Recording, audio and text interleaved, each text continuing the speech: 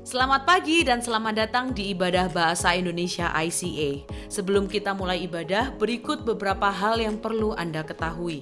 Jemaat ICA ada kesempatan lagi untuk Anda mengikuti mission trip. Kali ini kita akan pergi ke Sumba pada tanggal 8 sampai 13 Juli. Kita akan melakukan pelayanan remaja, pelayanan kesehatan, dan juga pembangunan. Biaya per orang adalah 5 juta, dibuka bagi pria dan wanita. Jangan tunggu lagi, segera daftar secepatnya sebelum kuota terisi penuh. Kami mengajak Anda untuk mendonasikan pakaian layak pakai untuk pelayanan social ministry. Anda bisa kumpulkan di ICA West mulai tanggal 4 sampai 14 Juni saja. Hubungi nomor berikut atau periksa Instagram ICA Social Ministry untuk informasi lebih lanjut. Mari berbagi dan menjadi berkat.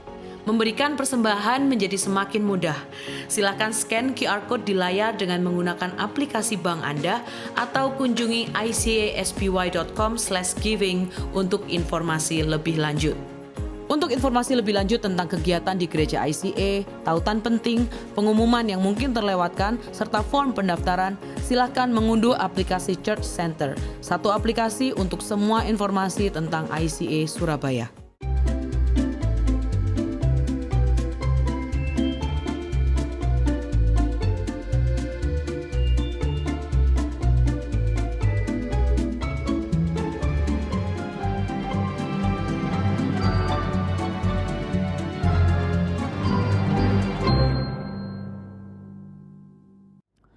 Shalom, selamat bergabung bersama kami dalam ibadah IC Bahasa Indonesia Online. Saya Pastor Roy, salah satu pastor di gereja ICA. Dan hari ini kita memulai dari seri yang baru tentang hubungan yang kita jalin bersama orang-orang yang ada di sekitar kita, terutama di gereja sebagai tubuh Kristus. Dan hari ini adalah seri pertama dari seri tentang kita bukan aku. Dan sebelum kita membaca dan mendengarkan firman Tuhan, saya akan mengajak kita untuk berdoa terlebih dahulu. Mari kita berdoa. Kami bersyukur ya Tuhan, Engkau hadir saat ini bersama-sama dengan kami. Tuhan pimpin kami mau mendengarkan kebenaran firman-Mu. Kau berbicara bagi kami, agar melalui firman-Mu, kami mengetahui kehendak-Mu, dan pimpin kami ya Tuhan, melalui Roh Kudus, untuk melakukan apa yang Kau kehendaki dalam hidup kami, melalui firman yang kami baca dan kami dengar hari ini. Tuhan berbicara kepada kami secara pribadi, di tempat di mana kami berada. Kami siapkan hati kami, dan kami mau menerima kebenaran firman-Mu. Terpuji nama-Mu, kami berdoa dan bersyukur. Amin. Baik, judul firman Tuhan hari ini yaitu tentang persahabatan. Teks Alkitab yang akan kita baca bersama-sama terambil dalam Yohanes pasal yang ke-15 ayat 9 sampai yang ke-17. Saya akan bacakan untuk kita. Seperti Bapa telah mengasihi aku, demikian juga aku telah mengasihi kamu. Tinggallah di dalam kasih-Ku itu. Jikalau kamu menuruti perintah-Ku, kamu akan tinggal di dalam kasih-Ku, seperti aku menuruti perintah Bapa-Ku dan tinggal di dalam kasih-Nya. Semuanya itu Kukatakan kepadamu, supaya sukacita-Ku ada di dalam kamu dan sukacitamu menjadi penuh. Inilah perintah-Ku, yaitu supaya kamu saling mengasihi, seperti aku telah mengasihi kamu. Tidak ada kasih yang lebih besar daripada kasih seorang yang memberikan nyawanya untuk sahabat-sahabatnya. Kamu adalah sahabatku, jikalau kamu berbuat apa yang kuperintahkan kepadamu. Aku tidak menyebut kamu lagi hamba, sebab hamba tidak tahu apa yang diperbuat oleh tuannya. Tetapi aku menyebut kamu sahabat, karena aku telah memberitahukan kepada kamu segala sesuatu yang telah kudengar dari Bapa-Ku. Bukan kamu yang memilih aku, tetapi akulah yang memilih kamu, dan aku telah menetapkan kamu, supaya kamu pergi dan menghasilkan buah, dan buahmu itu tetap, supaya apa yang kamu minta kepada Bapa dalam namaku diberikannya kepadamu. Inilah perintahku kepadamu. Kasihilah seorang akan yang lain. Saat ini kita sedang merenung bersama-sama tentang persahabatan. Ini berbicara tentang relasi yang kita bangun sehari-hari dalam keluarga maupun dengan sesama kita. Tema persahabatan ini penting dalam tubuh Kristus. Kita dalam keseharian banyak bergumul tentang relasi persahabatan sehari-hari. Kadangkala dalam relasi persahabatan kita saling melukai sahabat kita. Tetapi tahukah kita bahwa persahabatan adalah bagian dari DNA iman kita? Gereja adalah komunitas persahabatan. Pertanyaannya, mengapa? Sebab gereja diciptakan oleh Allah Trinitas.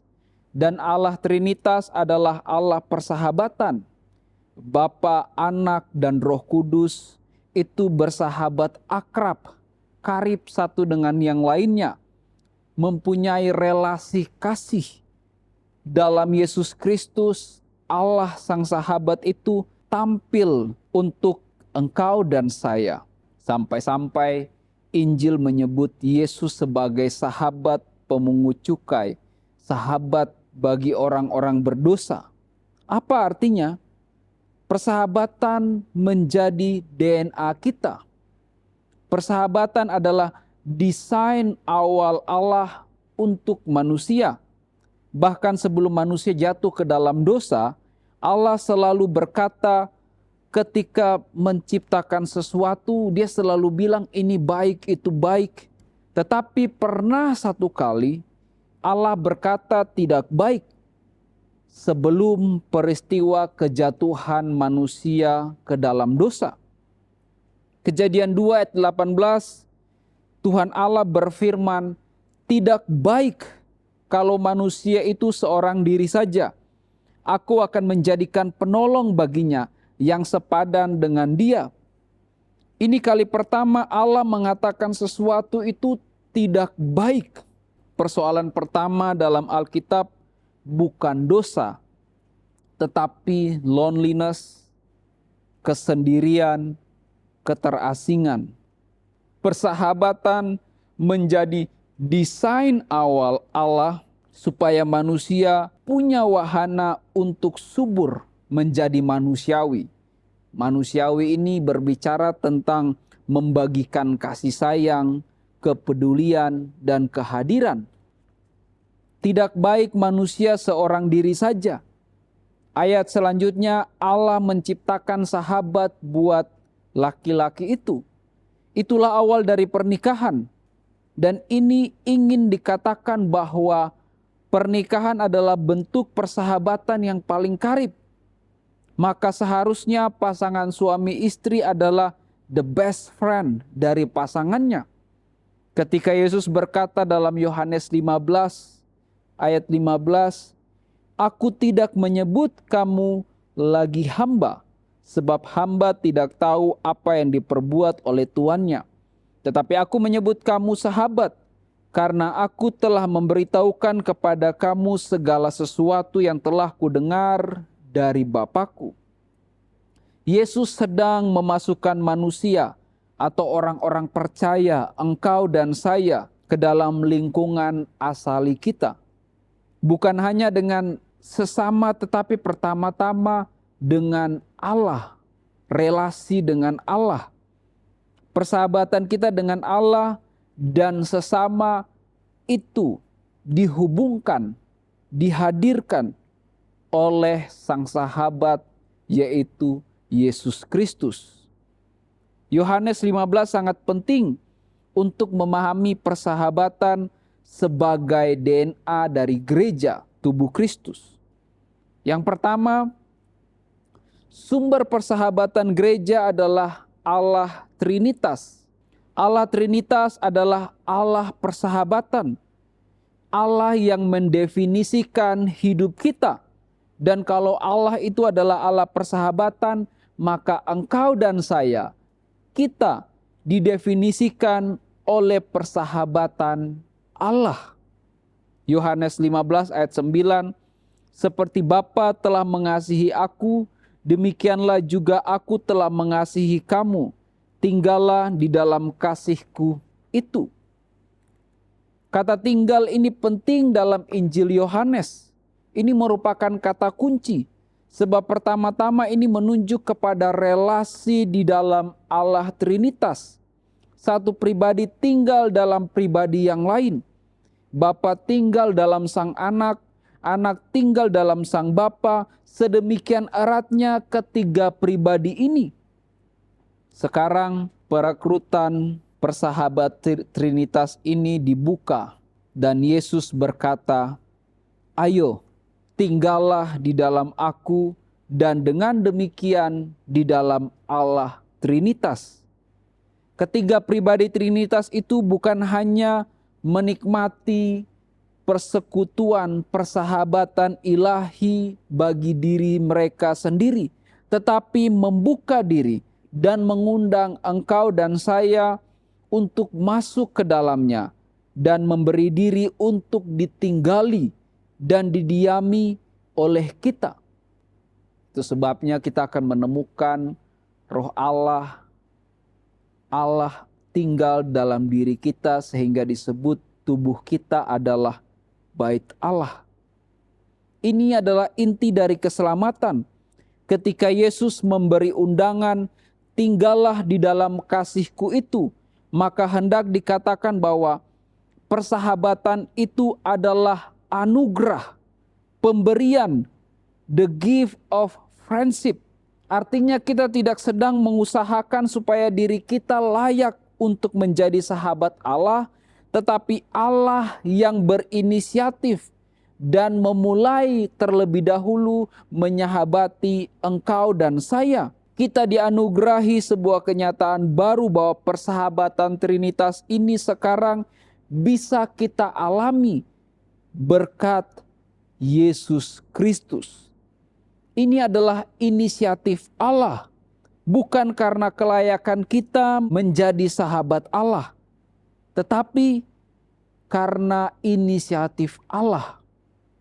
Yohanes 14 ayat 23, jawab Yesus, "Jika seorang mengasihi aku, ia akan menuruti firman-Ku, dan Bapa-Ku akan mengasihi dia, dan kami akan datang kepadanya dan diam bersama-sama dengan dia." Ini adalah suatu pernyataan yang sangat indah.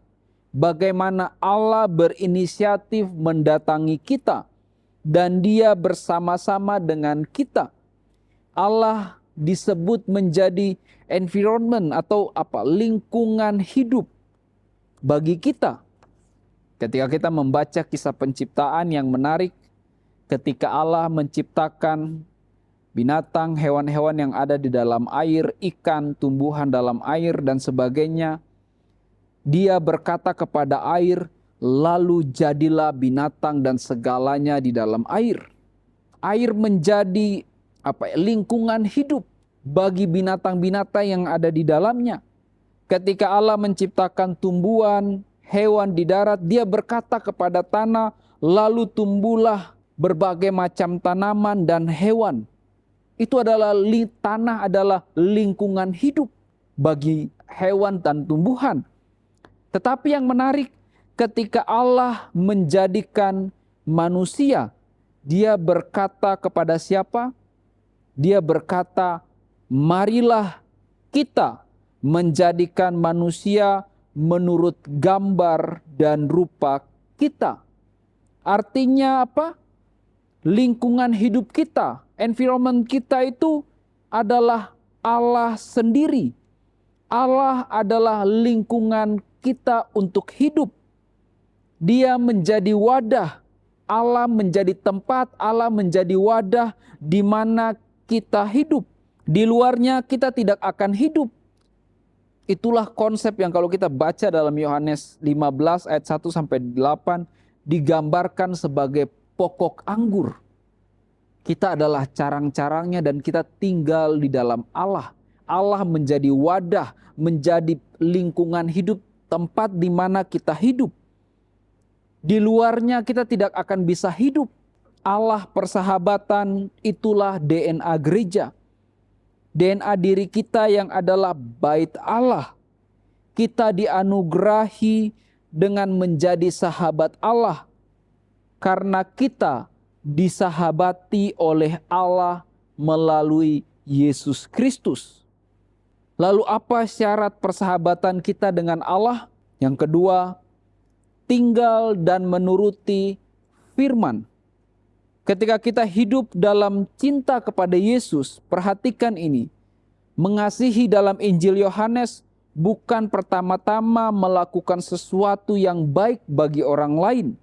Tetapi mengasihi pertama-tama adalah membuka diri dan mendatangi, hadir, be present untuk orang lain. Yang pertama adalah being present, hadir demi orang lain, hadir demi Kristus. Lalu sesudah present yang kedua adalah doing good.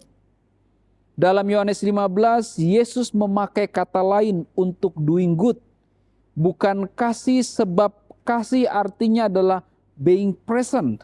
Dan untuk hal doing good, Yesus memakai kata menurut firman-Ku. Yohanes 15 ayat yang ke-10. Jikalau kamu menuruti perintah-Ku, ini adalah doing good, menuruti perintah-Ku. Kamu akan tinggal dalam kasih-Ku. Ini adalah doing present. Doing present, tinggal dalam kasih Allah. Seperti aku menuruti perintah Bapa-Ku dan tinggal dalam kasih-Nya. Jadi doing good ini mengalir dari being present, yaitu mengasihi. Doing good tidak membuktikan kasih. Doing good mungkin bisa dilakukan hanya karena kewajiban, keharusan. Tetapi orang yang being present itu mengasihi, maka akan muncul dari hatinya untuk doing good. Sebab ada banyak motivasi yang bisa melandasi mengapa seseorang melakukan kebaikan, bukan? Tetapi begitu Kristus mengasihi, yang pertama-tama Dia hadir buat orang-orang yang Dia kasihi. Dia hadir bersama-sama dengan mereka. Lalu secara otomatis keluar dari kehadirannya doing good. Gereja sedang dididik oleh Tuhan untuk belajar melalui firman-Nya, melalui Injil Yohanes, bahwa yang ketiga, persahabatan dengan Allah Trinitas akan melandasi persahabatan manusiawi kita. Ketika Allah menyahabati kita, itu berbicara tentang anugerah, pemberian. Tidak ada kualifikasi kita yang membuat kita layak menerima persahabatan dari Allah. Dan di sini kita menemukan prinsip persahabatan Allah. Yaitu prinsip yang pertama, persahabatan Allah itu selalu satu arah. Dari Allah kepada kita, dari Allah kepada engkau dan saya. Lantas kita meresponnya dengan memberi diri. Tetapi selalu ada ketidakmustahilan untuk mengasihi Allah yang sudah mengasihi kita. Sebab kita tidak bisa melihat Allah secara fisik saat ini. Firman berkata tidak seorang pun bisa melihat Allah. Lalu bagaimana mengasihi yang tidak bisa kita lihat? Padahal kasih itu adalah being present dan doing good. Dan harus konkret. Itu sebabnya masalah ini dimunculkan dalam 1 Yohanes 4 ayat 12. Tidak ada seorang pun yang pernah melihat Allah. Jika kita saling mengasihi, Allah tetap di dalam kita dan kasih-Nya sempurna di dalam kita. Bagaimana cara kita mengasihi yang tidak terlihat? Kasihilah yang terlihat, yang juga dikasihi oleh yang tidak terlihat. Kasihilah yang terlihat, yang juga dikasihi oleh yang tidak terlihat. 1 Yohanes 4 ayat 20. Jikalau seorang berkata, aku mengasihi Allah, dan ia membenci saudaranya, maka ia adalah pendusta. Karena barang siapa tidak mengasihi saudaranya yang dilihatnya, tidak mungkin mengasihi Allah yang tidak dilihatnya. Bagaimana cara menyahabati Allah yang sudah menyahabati kita? Sahabatilah orang-orang yang kelihatan, yang juga disahabati oleh Allah. Pada titik ini, relasi persahabatan kita menjadi bukti persahabatan kita dengan Allah yang telah dan juga menyahabati kita dan orang lain. Dan dua cara mengasihi sama yang terlihat sebagai ekspresi kasih Allah itu, yang pertama tadi tentang meniru Allah untuk melakukan persahabatan, menyatakan kasih yang sifatnya satu arah. Allah mengasihi tanpa pamrih, maka kasihilah orang lain tanpa pamrih, tanpa transaksi, tanpa imbalan. Yohanes 15 ayat 13, tidak ada kasih yang lebih besar daripada kasih seorang yang memberikan nyawanya untuk sahabat-sahabatnya. Kenapa mati menjadi pemberian terbesar? Karena begitu seseorang mati untuk Anda, maka Anda sudah tidak ada kemungkinan atau mustahil untuk bisa membalas kasihnya. Sudah meninggal. Gimana membalas orang yang sudah meninggal? Selesai. Cara untuk mengasihi adalah matilah, supaya tidak ada imbalan balik.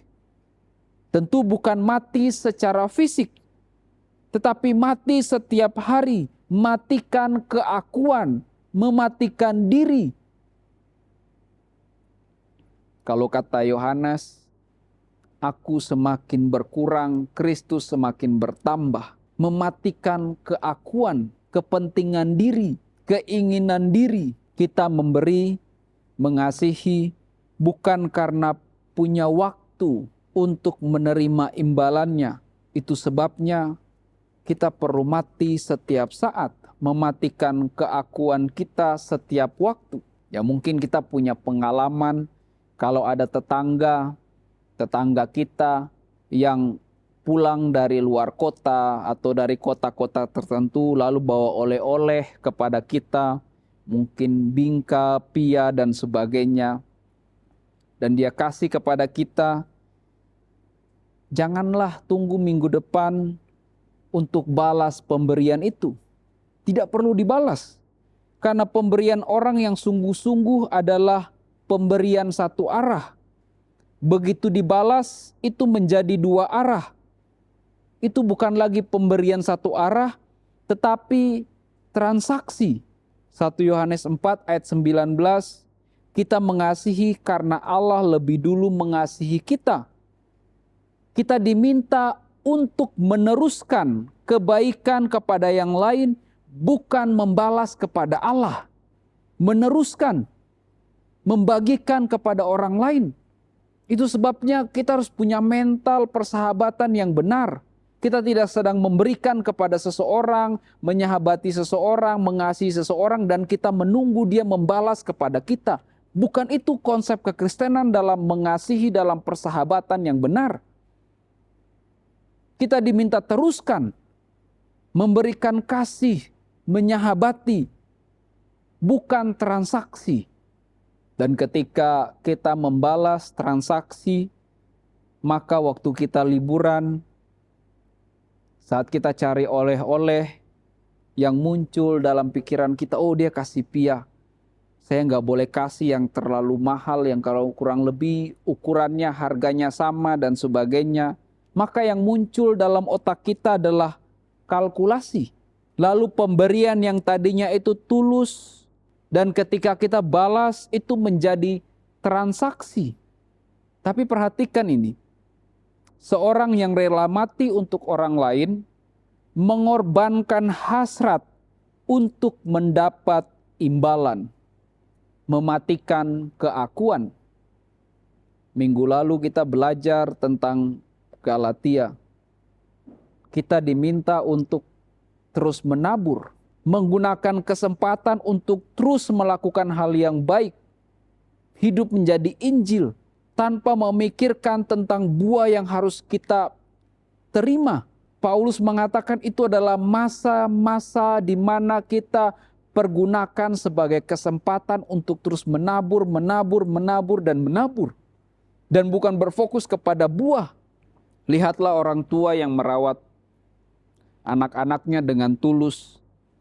Harapannya adalah anak-anaknya punya masa depan yang lebih baik, bisa mengenyam pendidikan yang lebih baik, dan menjadi orang yang lebih baik daripada orang tua mereka. Atau gereja kita punya mission building, atau mission apapun yang kita lakukan. Tidak pernah ketika kita melakukan misi ke daerah tertentu, kita membangun gedung untuk gereja tertentu, lalu kita berharap one day gereja itu akan datang ke gereja ini dan bangun gereja ini atau kasih kembali. No, itu bukan lagi misi, transaksi. Tapi bicara tentang misi, mengasihi, selalu satu arah karena kita digerakkan, kita diberkati Tuhan, kita merasakan kasih Tuhan, kita meneruskan kasih Tuhan. Itulah misi, bukan transaksi. Kita melakukannya dan tidak mengharapkan imbalan. Hati-hati dengan mentalitas imbal-mengimbal. Kita tidak akan menjadi friends dalam kebenaran, tetapi saya sebut kita akan menjadi lalat. Orang-orang tipe lalat ini adalah orang-orang yang selalu mengerubuti, mengerumuni Anda karena mau mendapatkan sesuatu. Prinsip dalam kekristenan tidak dilandasi dengan mentalitas lalat. Prinsip dalam gereja tubuh Kristus itu juga berbicara tentang dua arah, saling mengasihi. Yohanes 15 ayat 12, inilah perintahku, yaitu supaya kamu saling mengasihi, seperti aku telah mengasihi kamu.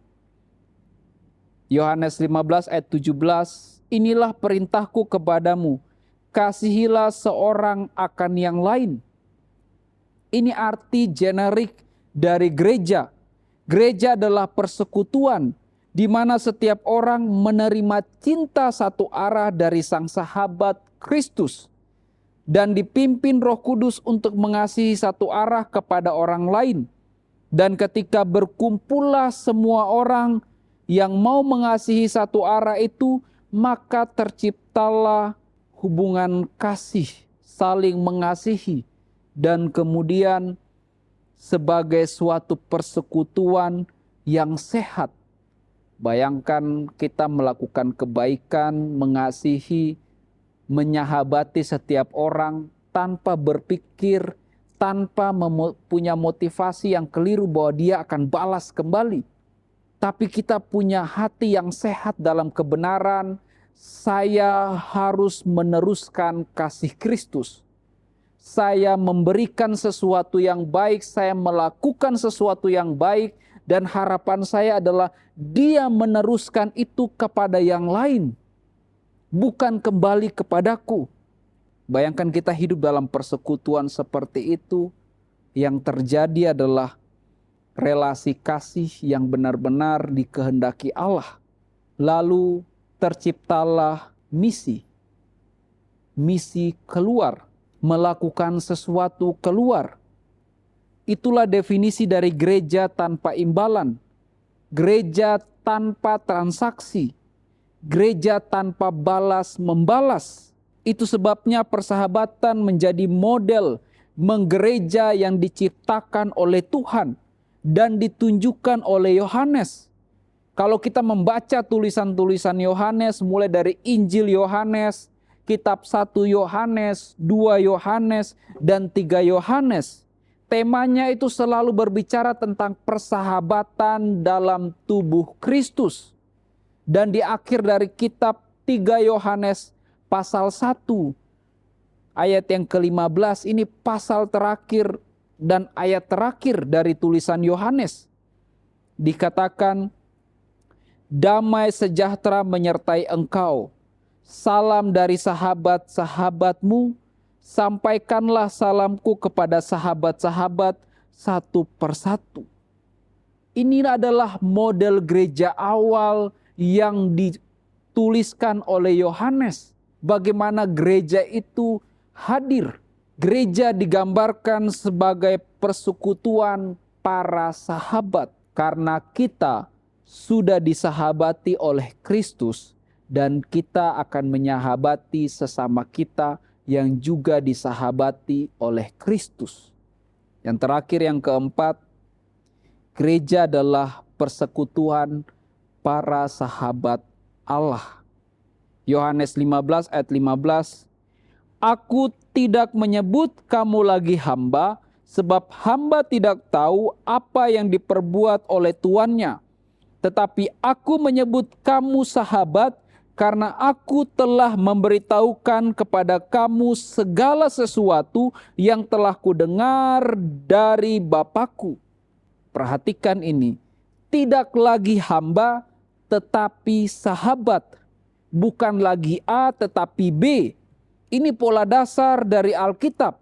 Artinya ada upgrade status di hadapan Allah. Ini pola pattern dalam Alkitab kalau kita membaca Alkitab. Contohnya, saya akan memberikan contoh yang lain. Galatia 4 ayat 7, jadi kamu bukan lagi hamba melainkan anak. Filemon 1 ayat 16, kamu bukan lagi hamba, melainkan lebih daripada hamba, yaitu sebagai saudara yang kekasih.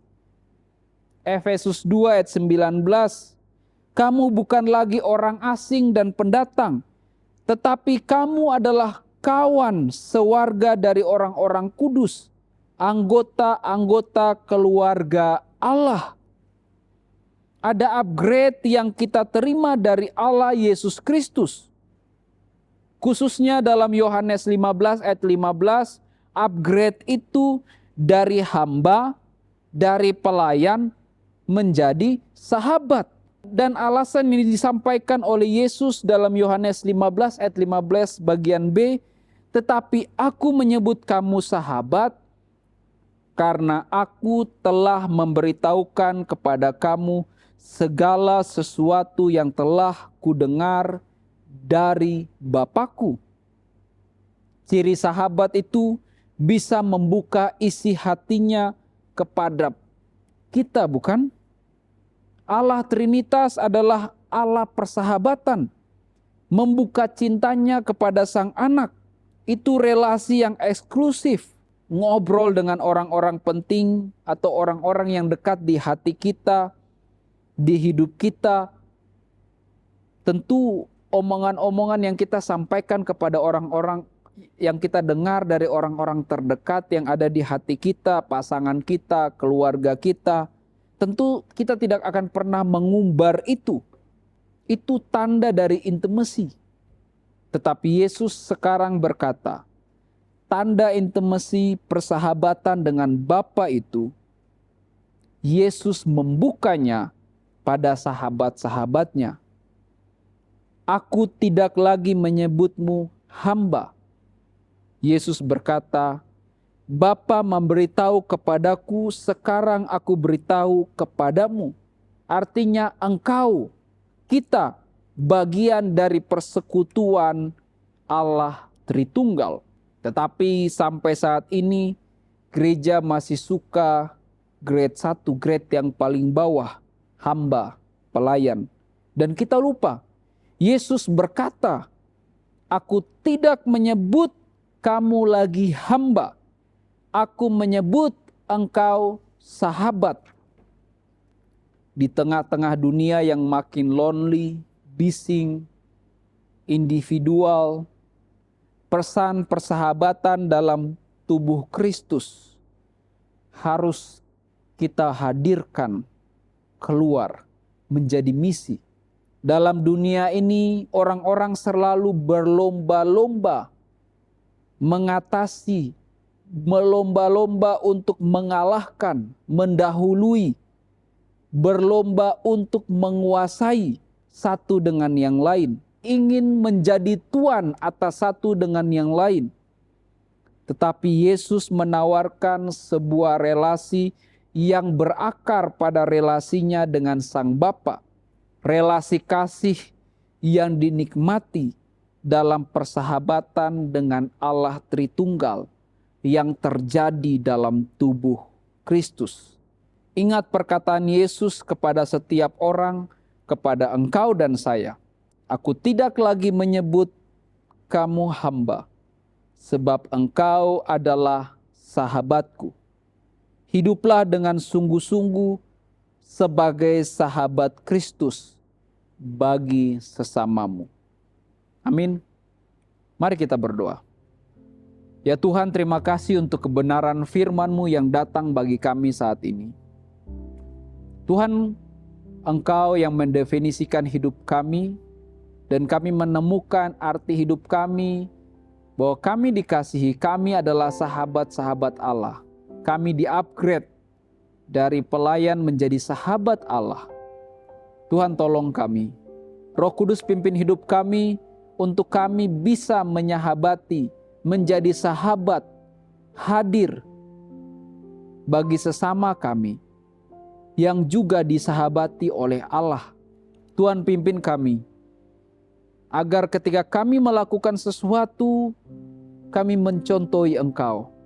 Kami tidak menuntut balas dari orang-orang yang kami sahabati, yang kami nyatakan kasih, yang kami hadir bagi mereka. Tapi kami terus menabur hal yang benar, hal yang baik, dan hidup menjadi Injil, menjadi sahabat, hadir bagi sesama. Bukan membalas, bukan menuntut untuk dibalas hal-hal baik yang kami lakukan. Kami mau mempunyai motivasi yang benar, hati yang tulus, karena itulah perintah-Mu, agar kami hidup menjadi Injil, meneruskan kasih-Mu kepada setiap orang.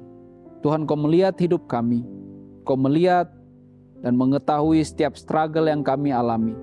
Tapi kami bisa menjalani hidup kami dengan pimpinan Roh Kudus. Terima kasih ya Tuhan. Bapak Ibu sekalian, mari angkat tangan kita di hadapan Tuhan. Demikian firman Tuhan. Bukan kamu yang memilih aku, tetapi akulah yang memilih kamu. Dan aku telah menetapkan kamu supaya kamu pergi dan menghasilkan buah. Dan buahmu itu tetap, supaya apa yang kamu minta kepada Bapa dalam namaku diberikannya kepadamu. Yesus memimpin hidupmu, Roh Kudus memimpin hidupmu dan segala yang engkau kerjakan untuk Kristus. Kristuslah yang menjadi tujuan hidupmu sampai selama-lamanya. Tuhan memberkati engkau dan melindungi engkau. Tuhan menyinari engkau dengan wajah-Nya dan memberi engkau kasih karunia. Tuhan menghadapkan wajah-Nya kepadamu dan memberi engkau damai sejahtera. Dalam nama Yesus kami berdoa dan bersyukur. Amin.